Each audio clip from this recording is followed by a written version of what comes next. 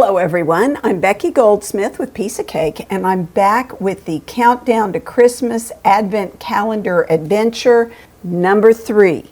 In the last video, you saw how to use paper and sequins and all kinds of things to decorate your bags and tags.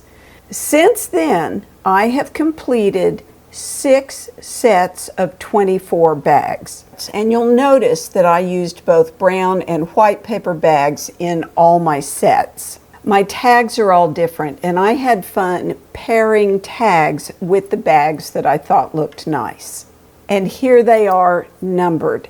If the tags end up being separated and moved around from the bags I have them paired with, it's really not going to matter because they all look good together. As I film this, it's early September, way too early for me to fill all my bags, but I wanted to show you this one. I put a pair of socks down in the bag to fill it out. I folded over the top, and then I used a hole punch through the folded over flap and bag and threaded the tie to the number 1 tag through it, and I tied it. Now you may come up with a different way to close your bags. You could staple the closure, you could tape it, you could use clothespins, you could sew them down. There's a lot of ways you can close the bags, and you can be creative and figure out what works best for your Advent calendar.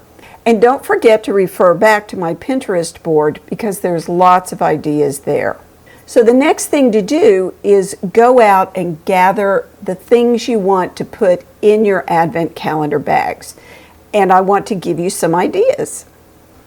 Start with a budget, then go shopping and just wander the aisles. Some things are easy: chocolate, nuts, dried fruit, little treats, toys, card games, and books.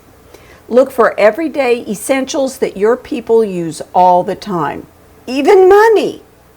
And don't forget the fun extras: tools, kitchen gadgets, office supplies, bath, body, makeup, and self-care goodies. Even first aid, good Band-Aids go a long way. Cozy socks, hats, and gloves.